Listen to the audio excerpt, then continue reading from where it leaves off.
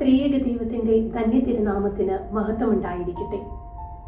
ധന്യന്മാർ ഇവാനിയോസ് തിരുമേനിയുടെ 73ാമത് ഓർമ്മ പെരുന്നാളിനോടനുബന്ധിച്ച് Dubai MCMF നടത്തുന്ന ഇവാനിയോസ് ടോക്ക് സീരീസിൽ വിശുദ്ധ കുർബാനയുടെ പ്രാധാന്യം മാർ ഇവാനിയോസ് പിതാവിന്റെ വീക്ഷണത്തിൽ എന്ന വിഷയത്തെ ആസ്പദമാക്കി ഏതാനും ചില ചിന്തകൾ നിങ്ങളുമായി പങ്കുവയ്ക്കട്ടെ.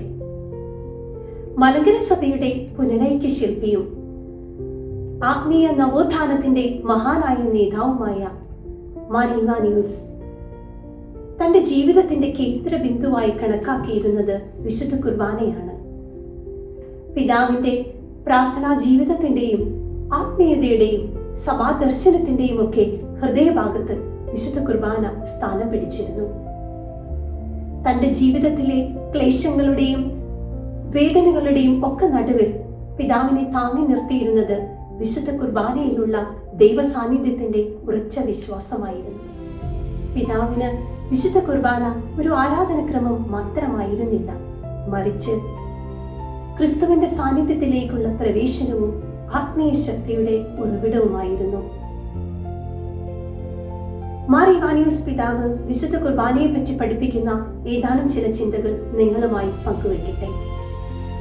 സ്വർഗവാസം വെടിഞ്ഞ് ഭൂവാസം സ്വീകരിക്കുന്നതിനും ദുഃഖങ്ങളുടെ പർവ്വതമായ ഗോകുൽഥായിൽ ക്രൂശുമരണം ഏറ്റുവാങ്ങുന്നതിനും നിന്നെ പ്രേരിപ്പിച്ച അതേ സ്നേഹം ഇന്ന് ഈ ബലിപീഠത്തിലേക്ക് ഇറങ്ങി വന്നിരിക്കുന്നു എന്നാണ് വിശുദ്ധ കുർബാനയെ പറ്റി മാർ ഇവാനിയോസ് പിതാവ് പ്രാർത്ഥിക്കുന്നത്.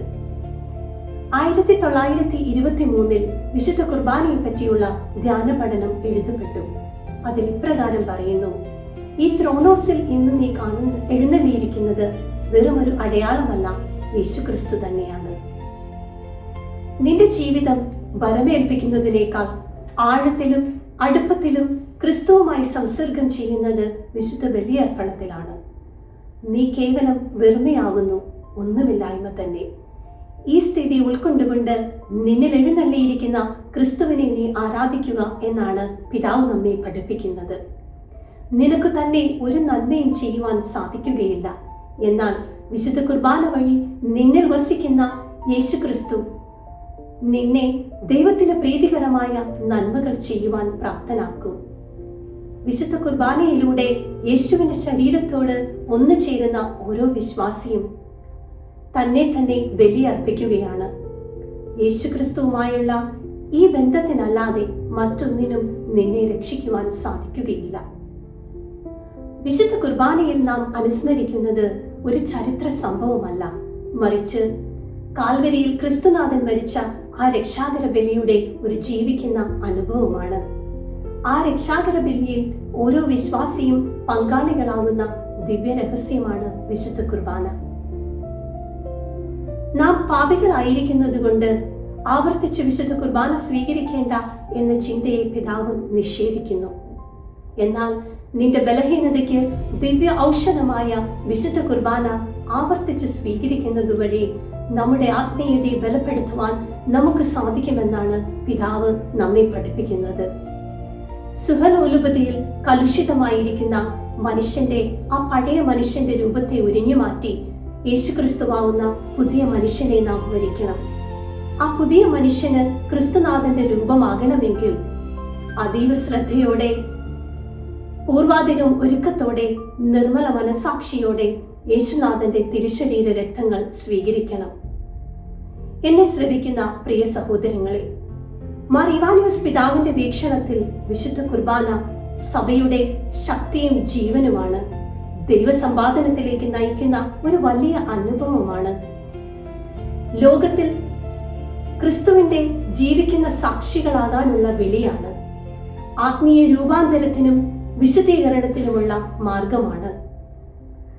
ധ്യാന പഠന ചിന്തകളും പിതാവ് ബഥനിയിൽ നടത്തിയ പരിഷ്കാരങ്ങളുമൊക്കെ പരിഗണിക്കുമ്പോൾ നമുക്ക് മനസ്സിലാകുന്ന ഒരു കാര്യമുണ്ട്. പ്രധാനമായും വിശുദ്ധ കുർബാനയിൽ ഏറ്റവും വിശുദ്ധിയോടെ പങ്കെടുക്കുന്നതിന് 4 കാര്യങ്ങൾ നാം ശ്രദ്ധിക്കണം. 1, ആവശ്യമെങ്കിൽ അനുതപിച്ച് കുമ്പസാരിക്കുക. നിന്റെ ഇല്ലായ്മകളെ അറിഞ്ഞ് താഴ്മയോടെ ആയിരിക്കുക. ആരാധനയിൽ സജീവമായി പങ്കെടുക്കുക. വിശുദ്ധ കുർബാനയിലൂടെ നിനക്ക് ലഭിക്കുന്ന ആത്മീയ ബലങ്ങളെ പറ്റി ഉത്തമ ബോധ്യം ഉണ്ടായിരിക്കുക. ഇവ നാലുമില്ലാതെ വിശുദ്ധ കുർബാനയിൽ നീ പങ്കെടുത്താൽ അത് ദൈവമഹത്വത്തിന് യോജിച്ചതല്ല എന്ന് പിതാവ് നമ്മെ ഓർമ്മിപ്പിക്കുന്നു. അതുകൊണ്ട് വിശുദ്ധ കുർബാന ഒരു മതാചാരം മാത്രമായി കണക്കാക്കാതെ നിന്റെ ജീവിതത്തെ മാറ്റിമറിക്കുന്ന ഒരു അനുഭവമായി നാം സ്വീകരിക്കണം. ക്രിസ്തുവിന്റെ ശരീരം സ്വീകരിക്കുന്നത് വഴി എന്നിലേക്ക് വിശുദ്ധ കുർബാനയിലൂടെ കടന്നു വന്നിരിക്കുന്ന ക്രിസ്തുവിന്റെ സ്നേഹവും സമാധാനവും നമ്മുടെ കുടുംബങ്ങളിലും സമൂഹങ്ങളിലും പ്രതിഫലിക്കണം. കുർബാനയിൽ ക്രിസ്തുവിനോട് ഒന്നാവുകയും ജീവിതത്തിൽ ക്രിസ്തുവിനെ പ്രതിഫലിപ്പിക്കുകയും ചെയ്യുക എന്നതാണ് പിതാവിന്റെ ആത്മീയ സന്ദേശത്തിന്റെ കാതൽ. അത് നമ്മുടെ ജീവിതത്തിൽ പ്രതിഫലിക്കട്ടെ. പിതാവ് നമ്മളെ പഠിപ്പിച്ചതുപോലെ വിശുദ്ധ കുർബാനയിൽ പരിപൂർണമായും യേശുവിനെ വിട്ടു നൽകുവാൻ ഞങ്ങളെ സഹായിക്കണമേ എന്ന പ്രാർത്ഥനയോടെ എൻ്റെ എളിയ വാക്കുകൾ ഉപസംഹരിക്കുന്നു.